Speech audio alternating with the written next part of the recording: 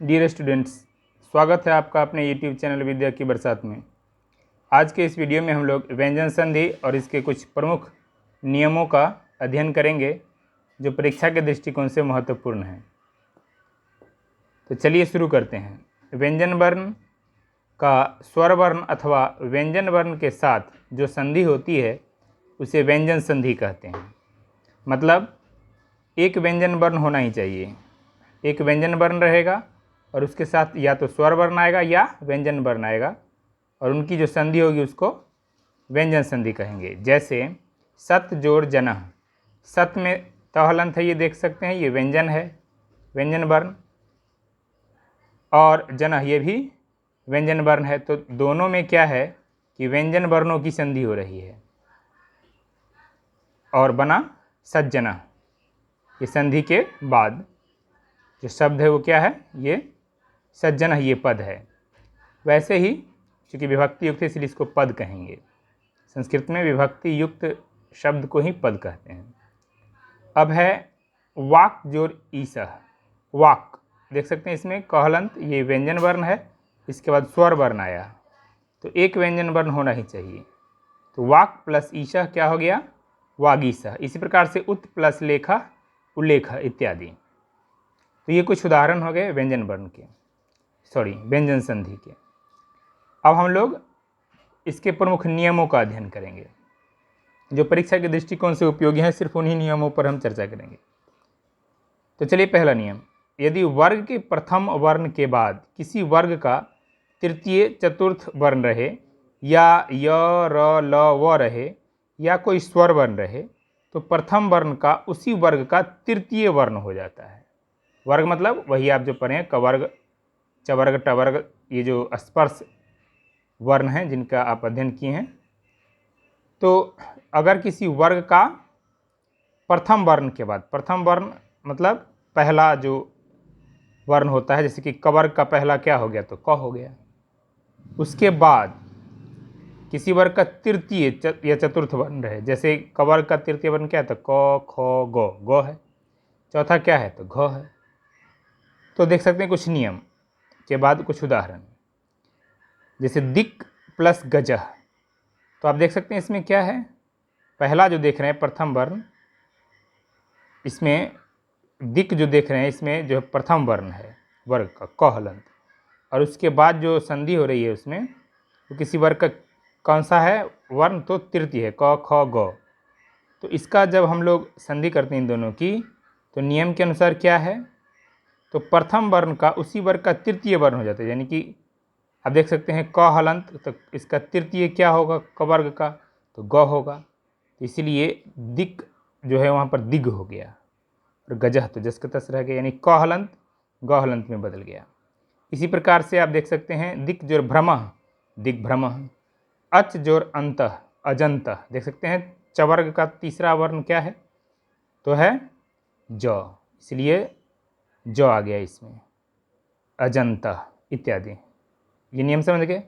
दूसरा नियम, यदि सम के बाद क्री धातु से बना हुआ कोई शब्द हो तो म हलंत का अनुस्वार हो जाता है एवं स हलंत का आगमन हो जाता है, यानी आ जाता है। जैसे देख सकते हैं कि सम, उसके बाद कारः, कारः जो क्री धातु से बना हुआ है, और यहाँ पर सम के बाद क्री धातु से बना हुआ शब्द आ रहा है, इसलिए इनके संधि से क्या हो रहा है कि म हलंत पहले तो अनुस्वार में बदल गया और एक स हलंत आ गया, यानी आधा स आ गया। इस प्रकार से हो गया संस्कार। इसी प्रकार से सम जो कृति, संस्कृति हो गया। समझ गए। तीसरा नियम, यदि वर्ग के प्रथम वर्ण के बाद पंचम वर्ण आए, यानी अंतिम वाला, जैसे कि तथ है, तवर्ग है तो उसका न हो जाएगा, तवर्गी न, च है तो य हो जाएगा, क ख है तो अंग हो जाएगा। इसी प्रकार से और भी। तो ऐसी स्थिति में क्या होता है कि प्रथम वर्ण के स्थान में उसी वर्ग का तृतीय या पंचम वर्ण हो जाता है। ज़्यादातर पंचम वर्ण ही होता है इसमें। जैसे वाक जोड़ मयः, क्या हो गया, वांगमयः। तो आप देख सकते हैं कि क ख ग अंतिम क्या है, कवर्ग का, तो अंग है, यही हो गया वांगमयः। कवर्ग किस में बदल गया, कवर्ग का अंतिम वर्ण जो है वो आ गया, अंग आ गया। ठीक है।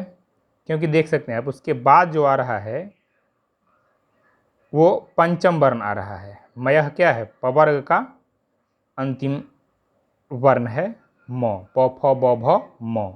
तो यदि किसी वर्ग के प्रथम वर्ण के बाद, यानी क वर्ग यहाँ का पहला वर्ण है, ये क पंचम वर्ण आए, ठीक है, तो प्रथम वर्ण के स्थान में उसी वर्ग का, यानी क वर्ग का ही क्या हो जाता है? तृतीय या पंचम। जैसे यहाँ पर पंचम हो गया। उत जोर नति क्या हो गया? उन्नति। इसी प्रकार से देख सकते हैं तवर्ग का अंतिम क्या होता है? तो न होता है, तो न आ गया इसमें। क्योंकि इसमें भी देख सकते हैं उसके बाद नति ही में जो न है वो तवर्ग का अंतिम वर्ण है। और उत, इसका जो त हलंत है किस में बदल गया? तो तवर्ग का अंतिम न होता है, वही न में बदल गया। पंचम ही अक्षर होता है, पंचमाक्षर। तो देख सकते हैं आप, यही इसका नियम है। ज़्यादातर पाँचवा इसमें लिखा हुआ भी है कि पंचम वर्ण का प्रयोग अधिक होता है।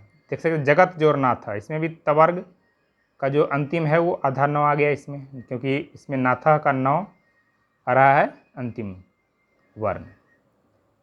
फिर अगला चौथा नियम है कि यदि म हलंत के बाद कोई स्पर्श वर्ण आया, स्पर्श वर्ण जानते हैं आप, 25 है संख्या इनकी, क वर्ग से लेकर प वर्ग तक, यानी क से लेकर म तक। यदि म हलंत के बाद कोई स्पर्श वर्ण आए तो म हलंत का अनुस्वार हो जाता है या बाद वाले वर्ण का पंचम वर्ण हो जाता है, दोनों ही हो सकता है। जैसे अहम जोर कारह, म हलंत के बाद क्या आ रहा है? क क्या है? स्पर्श वर्ण है, तो क्या हो गया? म हलंत अनुस्वार में बदल गया, अहंकारा हो गया। या आप ये भी कर सकते हैं कि इसके बाद जो आ रहा है वर्ण, इसका यानी क वर्ग है तो इसका अंतिम क्या होता है? अंग, तो अंग भी आ सकता है। देख सकते हैं आप, अंग में हलंत दिया गया, नहीं आधा गो अंग है। इस प्रकार से किम जोर चितः, तो इसमें भी ये अनुस्वार में बदल गया, या तो अनुस्वार में बदल देंगे म हलंत को, और चित्त जैसे वैसे लिख देंगे किम जोर चित्त, किंचित हो गया। या आप चौथा जो हमें लास्ट में क्या होता है? तो यहाँ होता है, तो वो भी आ सकता है आधा यहाँ, किंचित, ऐसे भी लिखाता है। बाद वाला का देखना है पहला वर्ण क्या है, किसका है, वो किस वर्ग का है। जैसे इसमें गौ है तो क वर्ग का है, तो अंतिम क्या होता है? अंग, तो अंग आ गया इसमें। देख सकते हैं आप, अंग हलंत है। सम जोर गमा संगमा, ऐसे भी हो सकता है, ऐसे हो सकता है, दोनों है। इस प्रकार और भी अपनी उदाहरण सोच सकते हैं। पांचवा नियम, यदि वर्ग के प्रथम वर्ण के बाद ह आए तो वह पूर्व वर्ण के वर्ग का चतुर्थ वर्ण और पूर्व वर्ण तृतीय वर्ण हो जाता है। ध्यान से समझिए इस नियम को। क्या कहा? यदि वर्ग के प्रथम वर्ण के बाद ह आए, जैसे तवर्ग का प्रथम वर्ण क्या है? तो है, तो हलंत लिखा हुआ इसलिए क्योंकि इसमें वर्ण को दिखाया जा रहा है। अगर सीधा पूरा पूरा त लिख दिया जाएगा, हलंत नहीं देंगे तो त हो जाएगा, इसमें अ छिपा हुआ हो जाएगा, क्योंकि इसलिए तो हलंत है। तो इसका जो पहला है वर्ण वो आ रहा है, और उसके बाद ह आ रहा है, हृतम में ह आ रहा है। तो ऐसी परिस्थिति में क्या होता है? तो पूर्व वर्ण के वर्ग का चतुर्थ वर्ण, जैसे तो हलंत का चौथा क्या होता था? तो थ द ध, तो ध आ गया। और ह जो है वो क्या हो जाता है? तो सबसे पहली बात यह है कि पूर्व वर्ण के वर्ग का चतुर्थ वर्ण हो जाता है कौन? ह। और पूर्व वर्ण जो है जैसे कि तो हलंत, वो क्या हो जाता है? तृतीय वर्ण हो जाता है। तो थ द द। ह किस में बदल गया? ध में बदल गया। तो किस में बदल गया? तो हलंत, तो द में बदल गया, तृतीय वर्ण हो जाता है। उसी प्रकार से उत जोर हारह, उद्धारह, देख सकते हैं तो हलंत द में बदल गया, और ह जो है वो ध में बदल गया। वाक जोर हरिह, वाक घरिह, ह घ में बदल गया, और क तीसरा क्या होता है इसका? क ख ग, ग होता है, ग हलंत में बदल गया, आधा ग आ गया इसमें। वाक घरी, समझ गए ना जी? ये ह जो है वो घ में बदला है, और ये जो पहले जो वर्ण आ रहा है ये तृतीय वर्ण में बदल गया। क ख ग, तीसरा क्या है? ग, तो वही ग आ गया। वाक घरी इत्यादि। छठा नियम, यदि हरस स्वर के आगे छ हलंत हो तो हरस स्वर के बाद च हलंत का आगम हो जाता है, यानी आगमन हो जाता है, आ जाता है। वो हरस स्वर के आगे क्या होना चाहिए? छ होना चाहिए। और यदि दीर्घ स्वर रहे तो विकल्प से होता है, मतलब कि ऐसा आप कर भी सकते हैं, नहीं भी कर सकते हैं दीर्घ स्वर रहने के बाद। जैसे वृक्ष प्लस छाया, देख सकते हैं वृक्ष में छ हलंत, छ है तो अ है इसमें छिपा हुआ। जैसे कि पहले आपको बताया इसमें हलंत नहीं लगा हुआ ना, तो इसलिए अ आ रहा है इसमें, तो ह्रस्व स्वर है, उसके आगे छ आ रहा है, तो क्या हो गया, तो च हलंत का आगमन हो जाता है, यानी कि एक आधा च आ गया इसमें।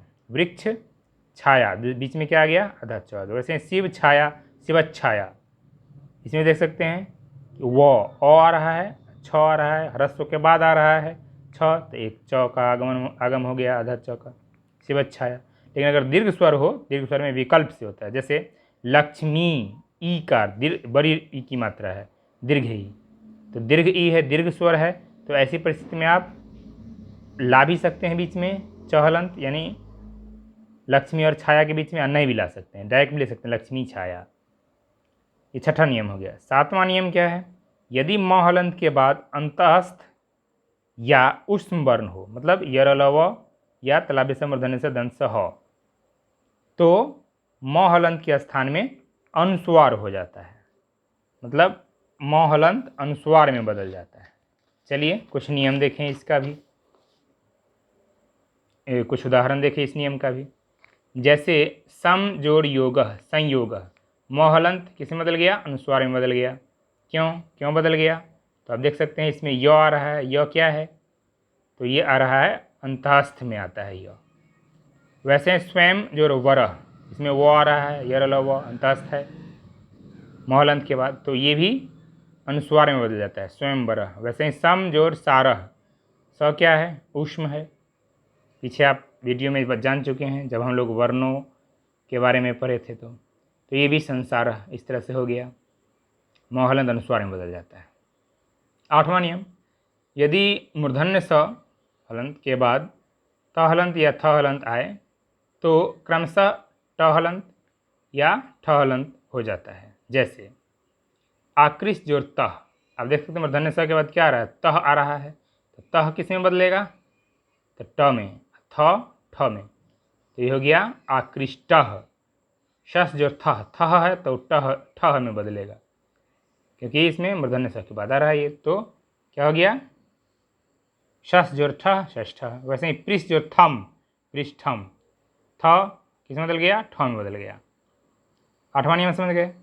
9th रूल, यदि त हलंत के बाद ल हलंत हो आए तो त हलंत का ल हलंत हो जाता है। जैसे उत जोर लेख, लेख, त हलंत के बाद क्या आ रहा है, ल आ रहा है, तो फिर ये त हलंत ल में बदल जाएगा, उल्लेख। वैसे ही तत् जोर लीन, तल्लीन, उत जोर लास, उल्लास, समेत त हलंत ल हलंत में बदल गया। ठीक है। 10वां नियम, यदि तवर्ग के बाद चवर्ग रहता है तो तवर्ग का चवर्ग हो जाता है। जैसे उत जोर चारणम, उच्चारणम, देख रहे हैं तवर्ग के बाद चवर्ग आ रहा है, तो तवर्ग जो है वो भी क्या हो गया, चवर्ग में बदल गया, उच्चारणम। उत जोर ज्वल, उज्ज्वल, देख सकते हैं तो हलंत इसमें क्या बदल गया, जो हलंत में बदल गया। वैसे ही सत्य जोर चरित्र, सच्चरित्र, तो हलंत चहलंत बदल गया, यानी कि तवर्ग चवर्ग में बदल जाता है, तथा तबला चौथे तबला में बदल जाता है। ज है तो ज के अनुसार बदल गया, उज्ज्वल। तो ये 10 नियम जो है इंपॉर्टेंट है, और भी कुछ नियम है, लेकिन एग्जाम के दृष्टिकोण से इतने ही नियम महत्वपूर्ण हैं, जिनको आप रिवाइज कर लेंगे और बार बार देखेंगे इनके उदाहरणों को, तो आपको आसानी होगी एग्जाम में, संधि विच्छेद करने में कोई परेशानी नहीं होगी।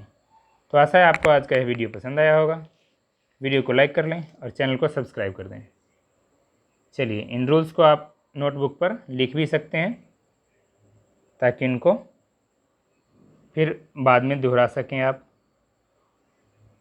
तो स्क्रीनशॉट ले लीजिए और इन सारे रूल्स को लिख जाइए, लिखने के बाद रिवाइज कर जाइए। रूल्स पता रहेगा तो आपको याद करने में आसानी होगी। वैसे आपके लिए ज़्यादा इम्पोर्टेंट एग्जाम्पल्स ही हैं, क्योंकि एग्ज़ाम में आपको एग्जाम्पल्स ही पूछेंगे, रूल्स नहीं पूछे जाते हैं। ठीक है, समझ गए। तो चलिए मिलते हैं फिर किसी वीडियो में। आज के वीडियो में बस इतना ही। बहुत बहुत धन्यवाद। जय हिंद।